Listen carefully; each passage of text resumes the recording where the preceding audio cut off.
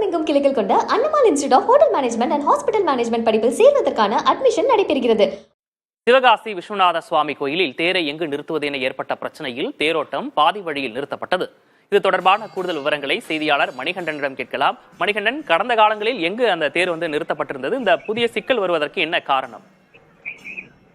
விக்னேஷ், விருதுநகர் மாவட்டம் சிவகாசியில் பழமை வாய்ந்த விஸ்வநாத சுவாமி கோயில் உள்ளது. இக்கோயிலில் வைகாசி விசாக திருவிழா கடந்த 10 நாட்களாக நடைபெற்று வருகிறது. இந்நிலையில் இன்று காலை தேரோட்டம் தொடங்கி நடைபெற்று வந்தது. தேர் எல்லையை நோக்கி வந்து கொண்டிருந்த போது அறநிலையத்துறை சார்பில் தேரை வழக்கு ரத வீதியில் நிறுத்த வேண்டும் என கூறியுள்ளனர். இதற்கு எதிர்ப்பு தெரிவித்து பொதுமக்கள் மற்றும் கோயில் மண்டபடியாளர்கள் கோயில் முன்பாக தேரை நிறுத்த வேண்டும் என காவல்துறையினரும் அறநிலைய அதிகாரியுடன் வாக்குவாதத்தில் ஈடுபட்டனர். இதனால் தேரானது கிழக்கு ரத வீதியில் பாதையில் நிறுத்தி வைக்கப்பட்டது.